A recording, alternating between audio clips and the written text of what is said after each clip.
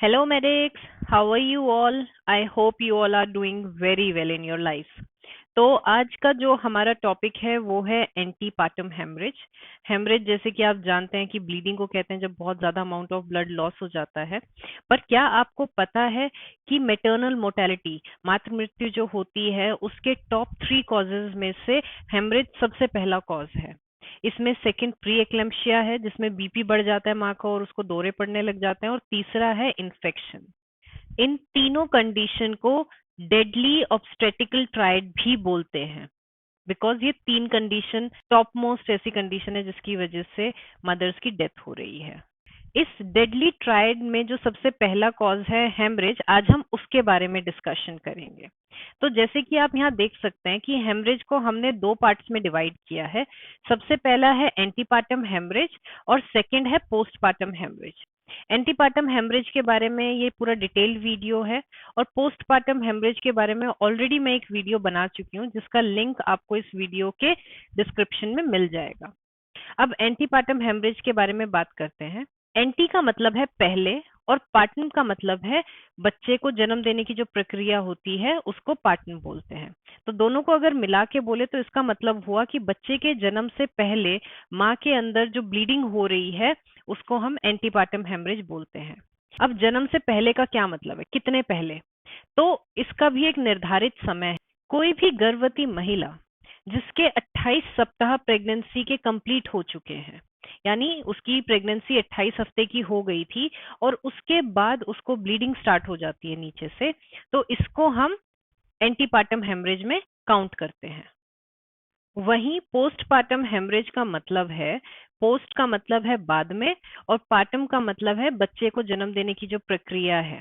तो दोनों को अगर मिला के बोलेंगे तो मतलब होगा कि बच्चे को जन्म देने के बाद अगर महिला में ब्लीडिंग स्टार्ट होती है तो उसको पोस्टपार्टम हेमरेज बोला जाता है। अब यहाँ पर देखते हैं कि जैसे एंटीपार्टम हेमरेज में मैंने आपको बताया कि 28 सप्ताह के बाद जो ब्लीडिंग हो रही है उसको एंटीपार्टम हेमरेज बोलते हैं। तो यहाँ पे हमारे पास 3-4 सवाल उठते हैं कि क्यों 28 सप्ताह के बाद वाली ब्लीडिंग को ही एंटीपार्टम हेमरेज बोला जाता है, और अगर ये ब्लीडिंग 28 हफ्ते से पहले होती है तो फिर उसको क्या बोलते हैं? तो चलिए इन दोनों सवालों के जवाब लेते हैं। यहाँ पर जो सबसे पहला सवाल था कि क्यों 28 सप्ताह के बाद ही उसको एंटीपार्टम हेमरेज में गिनते हैं, तो उसका जवाब है कि ये रिलेटेड है बच्चे की वायबिलिटी से। वायबिलिटी शब्द का मतलब है कि एक ऐसी आयु जिसके बाद बच्चा गर्भाशय के बाहर भी जीवित रह सकता है।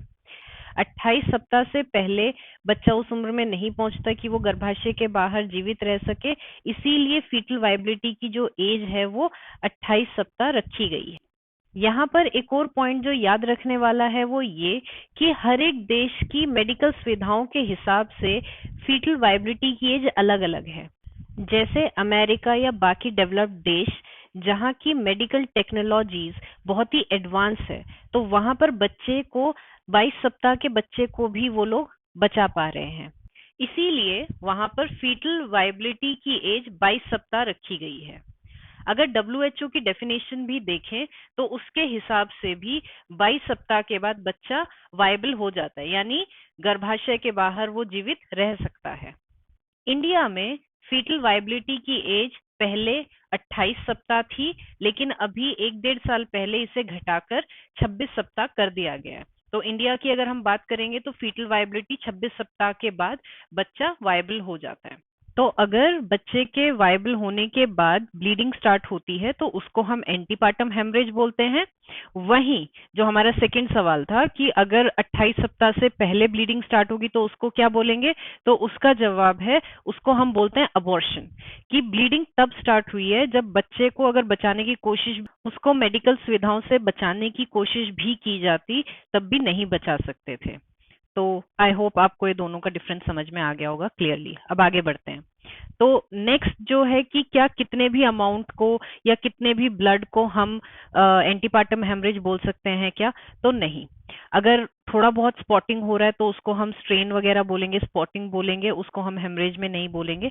अगर 50 ml से ज्यादा ब्लीडिंग हो रही है तब वो माइनर हेम, और अगर 50 ml से भी काफी ज्यादा ब्लीडिंग हुई है लेकिन अभी तक किसी सर्कुलेटरी शॉक के सिम्टम्स नहीं दिख रहे हैं मरीज में, तो वो मेजर हेमरेज की कैटेगरी में आएगा। वहीं अगर मरीज के अंदर सर्कुलेटरी शॉक के सिम्टम्स दिख रहे हैं तो वो मैसिव हेमरेज बोलते हैं उसको। I hope this is clear. अब बात करते हैं कि एपीएच कितने परसेंट प्रेगनेंसीज को कॉम्प्लिकेट करता है। तो अगर 100 महिलाएं प्रेग्नेंट हैं, उनमें से 3 से 5 महिलाएं ऐसी होंगी जिनके अंदर एपीएच कॉम्प्लिकेशन हो सकती है।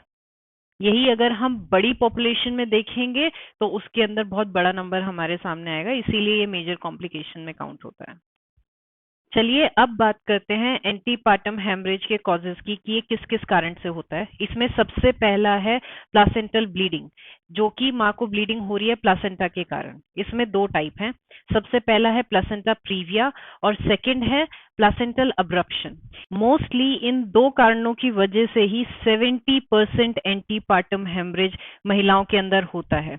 यानी बाकी सारे कारण की वजह से 30% ब्लीडिंग होती है, लेकिन इन दो कारणों की वजह से 70% ब्लीडिंग या 70% एंटीपार्टम हेमरेज इन दो कारणों की वजह से होते हैं। सेकेंड रीजन है एंटीपार्टम हेमरेज का, वो है एक्स्ट्रा प्लासेंटल ब्लीडिंग, यानी प्लासेंटा की वजह से जो ब्लीडिंग नहीं हो रही है वो है। ये 30% केसेस में इसकी वजह से एंटीपार्टम हेमरेज होता है। इसके अंदर लोकल सर्वाइकोवेजाइनल इन्फेक्शन, लीजन्स, छोटे मोटा ट्रोमा, ये सारा इसके अंदर आ जाता है। तीसरा कारण है वासा प्रीविया। वासा प्रीविया में क्या होता है, जैसे कि आप इस पिक्चर में देख सकते हैं कि जो फीटल कोड होती है प्लासेंटा और बच्चे को जोड़ने के लिए, जो अम्बिलिकल कोड होती है, वो प्रेजेंटिंग पार्ट बन जाता है। यानी सबसे पहले सर्विक्स के पास वो आ जाता है और उसके ऊपर फीटल हेड होता है। तो उसकी वजह से ये जो वेसल है वो कंप्रेस होती है और उसके अंदर हेमरेजिक ब्लीडिंग स्टार्ट हो जाती है। फोर्थ है यूट्राइन रप्चर, जिसमें यूट्रस रप्चर हो जाता है। तो इसके काफी सारे कारण हो सकते हैं, जैसे कि एक्सीडेंटल इंजरी की वजह से भी ऐसा हो सकता है। तो इसके अंदर काफी सारे रीजंस आते हैं। तो मेजरली यही 4 रीजन है जिसकी वजह से मोस्टली एपीएच होता है। इस वीडियो में मैं इन सारे रीजंस के ऊपर डिटेल में डिस्कशन नहीं कर रही हूँ, क्योंकि चारों ही अपने आप में एक बड़े टॉपिक हैं। तो इनके ऊपर मैं अलग से वीडियोस बना दूंगी। अब अगर मैं एपीएच मैनेजमेंट की बात करूं तो उसमें मेजरली शॉक मैनेजमेंट आता है, क्योंकि मदर को मैसिव ब्लड लॉस हो रहा है, तो इसीलिए फ्लूइड रिप्लेसमेंट, और किस कारण से ब्लीडिंग हो रही है मदर को, क्या एंटीपार्टम हेमरेज का रीजन क्या है, वो रीजन को रूल आउट करके उसका मैनेजमेंट करना, उसी से हम एंटीपार्टम हेमरेज को मैनेज कर सकते हैं properly. Thank you for watching. For more videos, please do like and subscribe to this channel.